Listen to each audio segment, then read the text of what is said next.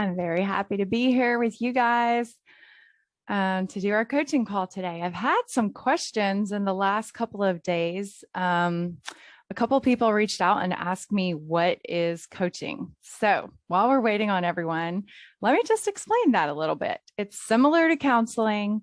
If you've ever gone to therapy or counseling, it's similar, but we don't spend time talking about events in your past.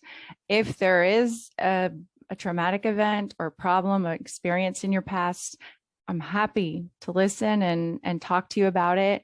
But we don't spend time analyzing events that happen in your past and trying to figure out maybe how that's related to things that are happening in your life today. We really focus on relationships or situations or even results that you want to change in your life.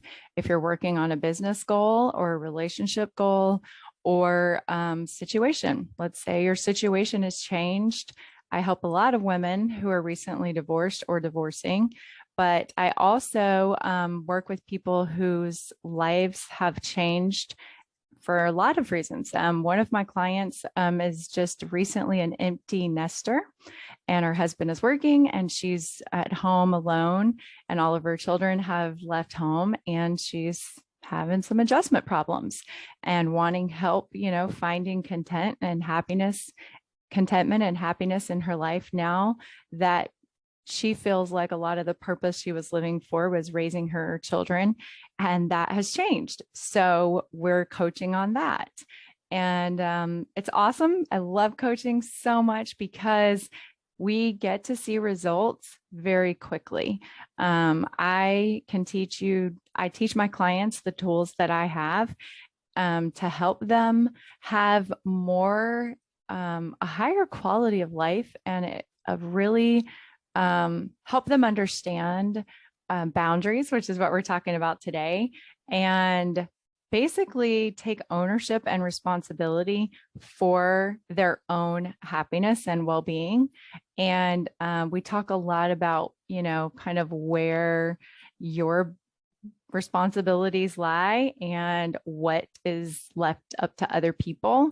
And I kind of help my clients take ownership of things that they can change and are responsible for, and let go of things, other people and relationships and situations that affect other people in their lives or that affect them as well, but aren't their responsibility. I think we as women easily fall into the trap of wanting to control or create what we feel like is the ideal situation for the optimal happiness for our children and grandchildren and those that we love in our lives. But a lot of times that control that we try to exercise causes problems in our lives and in our relationships. And it's really not our place to try to control anyone else in our life, our spouse, our children, anyone. And that's what I love about coaching, is that we work on controlling and creating intentional thoughts that help you have a better quality of life, no matter what your situation is. And we don't try to change anyone else in your life. We just let people be exactly who they are and show up in your life exactly how they want to. And the only person I work with is the client in the room with me or on the call with me, and we work on helping them change themselves. And I don't feel like I have all the answers for my clients. What I do is I help them figure out what's best for them based on what they really want, the goals that they have, the type of relationship they want to have, or the type of life or the quality of life they want to have. And I kind of help them see the thought errors that are not allowing them to have those types of relationships or quality of life. So I hope that makes sense. But that's what I do in coaching, and I love it. It's so rewarding, and it's exciting to see people just make small shifts in their thinking and experience a much higher quality of life. Alrighty, it looks like someone else is popping in here. So welcome. And let me make sure we're all muted. Okay, perfect. All right. Well, thanks for joining me today, guys. I was just talking a little bit about coaching and what it is that I do in coaching and why it's important. And I was also going to mention that I will stop teaching and leave time for live coaching. If someone would like to volunteer to be coached, to come on the call, and I can bring you up and, you can see me and I can see you, and we can coach on any problem, any situation. It doesn't have to be related to boundaries, which is what I'm talking about today. Let's see. There we go. So I'm going to be teaching about boundaries, but you can be coached on anything in your life. It doesn't necessarily have to be related to boundaries. But if you have any questions about boundaries when I'm done or along the way, just put it in the question and answer on the Zoom call, and I will stop and address those. So a boundary, you may have heard this before. A lot of people like to use this word in relationships, and I think it gets a bad connotation, and it can be misunderstood.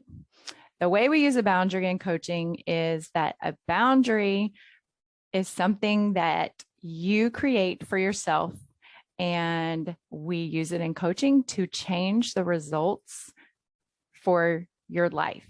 It can be mistakenly used as a way to control other people. And that is not the function of a boundary. Think of an emotional boundary like a property line boundary. All right. It delineates where one person ends and where another person starts. Okay. It's a way of drawing a line or a circle around yourself and your behavior and the behavior of others.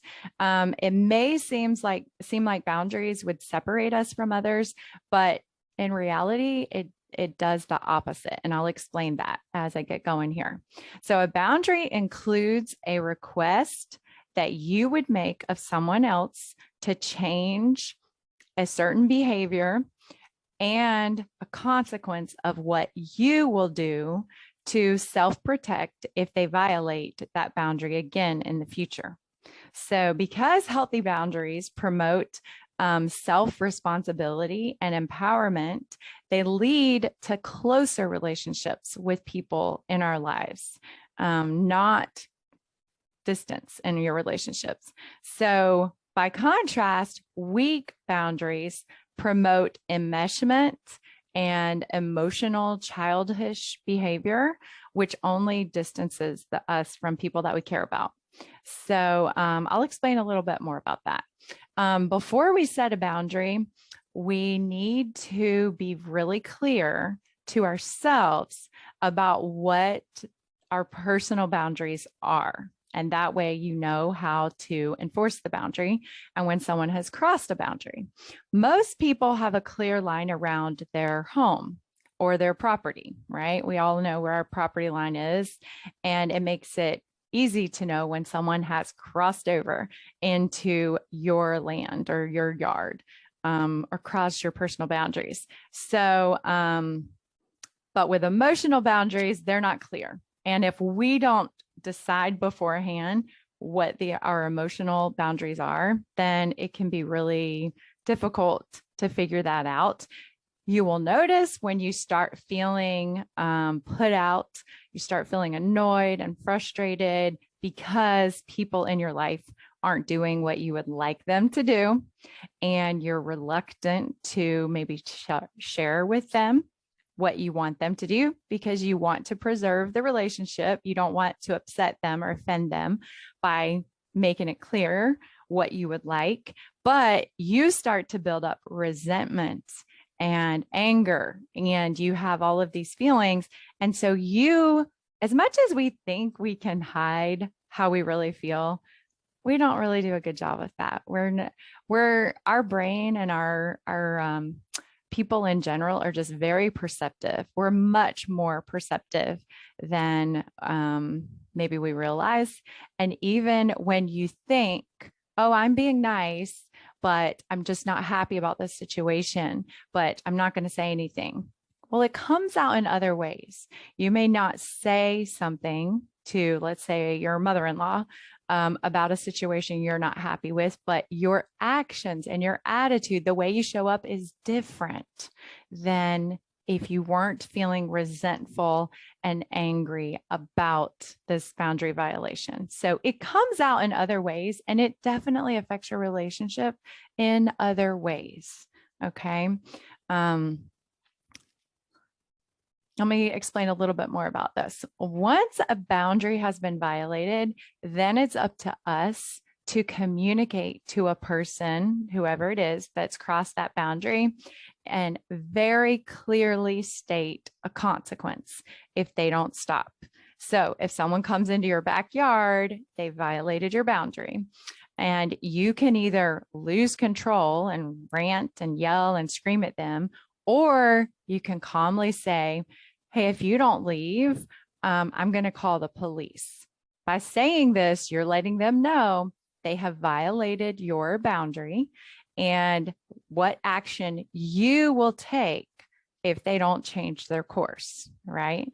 So there's 2 steps in creating an emotional boundary, just like with a physical boundary. You make a request. So you ask someone to stop doing something that infringes, stop doing whatever it is that infringes on your space, either literally or emotionally. And then second, you would have a consequence. You would tell the person what you will do if they don't comply with your request. So you can't set a boundary with a consequence on someone else. It has to be a consequence that you impose. So boundaries are set to protect you emotionally. So you need to clearly communicate when a boundary violation has occurred. Okay, let me just give you an example that will clarify. Let's say you work with a boss who uses bad language and does that around you and towards you often. And so you could decide to set a boundary, and you would communicate with your boss and say, listen, if you continue to raise your voice and use bad language, I'm going to leave the room or the office, wherever you can hear it, until you can speak calmly. And if this continues, I will go to HR and discuss the situation. I'm not going to continue to just let this go on. Okay. So you communicated a request that they stop the bad language and the yelling. And the consequence is that you will speak to HR if it happens again. So that would be on the next boundary violation. You would need to act. Okay. This ultimately would allow the boss to choose how they want to behave. But it clearly describes what you will do if the violation continues. So you make the request, and then you give them an option to do whatever they would like to do, and then you have to follow up on your request. That's your responsibility. Okay. Another example that I thought of is that maybe you have a friend who's always late to things, and you could choose to interpret this behavior as rude, bad, wrong, disrespectful to you, like they don't value your time. Or you could decide, I don't want to be friends with this person anymore because they're always late. Or this would be the perfect opportunity to impose a boundary. Okay, so you could say to your friend, hey, I love you. I love hanging out with you. I love it when we get together. I'd like to meet for lunch, but I know that sometimes you run late. So what I'm going to do is I'm going to wait for 15 minutes. whenever we decide to meet for lunch or whatever we decide to meet for. And then I'm going to leave, or I'm going to move on and go to my next event, or have another lunch date, or go eat lunch alone, or whatever. And I'm not going to be mad at you or upset at you. But I'm just not going to, I don't have all day to wait around. So whenever we make plans to eat, I'm going to wait 15 minutes. And then if you don't make it, I'm going to move on. By setting a simple boundary like this, it allows you to be very clear with your friend about what you would like. You would like for them to come on time, but you accept them as they are. They're a whole complete person, right? With all of their wonderful qualities as well as their not so great qualities, such as running late. So you accept that this person is most likely going to be late, and that's okay. They get to show up however they want to, right? And you get to protect yourself and your time and your emotions by setting this boundary. You just go ahead and decide you're going to give them that 15 minutes. After 15 minutes, you move on. Maybe next time it'll work. I hope that makes sense. If you guys have any questions about that, you can put a question in the comments, and I would love to answer those for you. Let me explain when not to use a boundary. So if you wish that your husband or your roommate would take out the trash, that's not a good time to use a boundary. Or you would like your spouse to be more romantic, or you want your boss to give you more praise, or you want your girlfriend to call you back. Those are things that fall under manuals. And if you haven't watched the video on manuals, or you have questions about manuals, I can answer those for you, or even coach you on that. But that would be a situation where you have an idea that they should do something if they love you, or if they care about you, or if they're a good husband. Anytime that you think or say the word should about people in your life, most likely you're operating under a manual for that person. And that's a whole nother topic, but everyone's manuals are different, and people get to show up however they want. There is no one ideal husband way to be, or friend, or boss, right? They all get to be however they want to be. And we can decide if we like that or appreciate that or don't, but they're not wrong or bad if they don't take out the trash. Maybe I actually have a friend who takes out all the trash and does all the lawn work, mowing, edging, blowing, trimming trees in her marriage. And they're both really happy with it that way. And so there's no right way to be in a marriage. And so that's just your idea of what someone should do. And that is not the right time to impose a boundary. All right. Those would be manuals, and that would be a whole different topic. But if that's your thought process, you need to work on letting go of controlling other people in your life, and don't expect them to do something or make your happiness dependent on them complying with what you feel like they should do. All right. That's stuff we do in coaching, and I could coach you on it if you're having a difficult situation like that, where you're feeling unhappy because of a similar situation to those that I listed. I would love to help you with it. So you can bring it to coaching today on the call, or in your one-on-one coaching. In those situations that I listed about taking out the trash, or wanting more praise, or more romance, the person isn't violating your space. They're not violating your emotional space by not taking out the trash, or being more romantic, or giving you more praise, or calling you back, right? That's why you wouldn't apply a boundary, okay? If you were, let's say, trying to apply a boundary in that situation, or control their behavior by withholding your affection or your praise, That's manipulation. It's not authentic relationships. It's not consistent adulthood, emotional adulthood behavior. So you want to stop doing those things. Boundaries should always come from a place of love and promote self-kindness. Okay. You want to love the other people in your life, but you also want to be kind to yourself and respect yourself. So, like in the example with the boss using bad language and yelling, if you just continually allow someone to behave like that in your presence and towards you, you're not respecting yourself. You're not being kind to yourself. And that's not good either. That's not a healthy place to be. So definitely want to make sure you speak up and impose boundaries when someone is violating you emotionally, just like you would if they were violating you in a physical way. Okay. Let's see.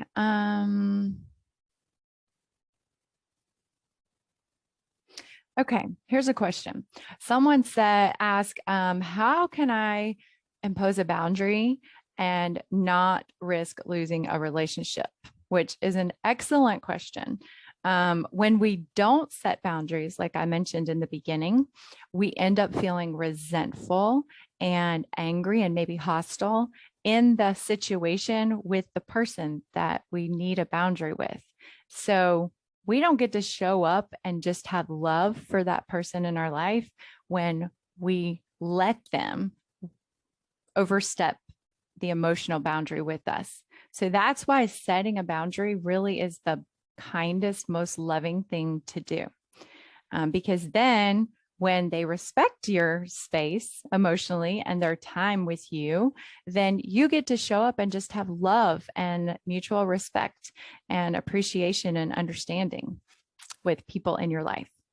So referring to this situation, if you don't speak up and you just let people kind of run all over you in your life because you're afraid you might hurt the relationship, or you might make the other person angry. Or let's say you have a relationship with someone who has a bad temper and you don't want to bring up a boundary violation because you might be afraid they would lose their temper.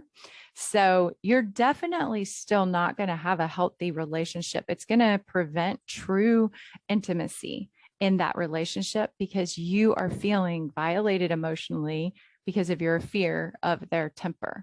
So this would be a perfect time to talk to someone about a boundary. And even if it's hard, it's still better for your relationship to impose a boundary.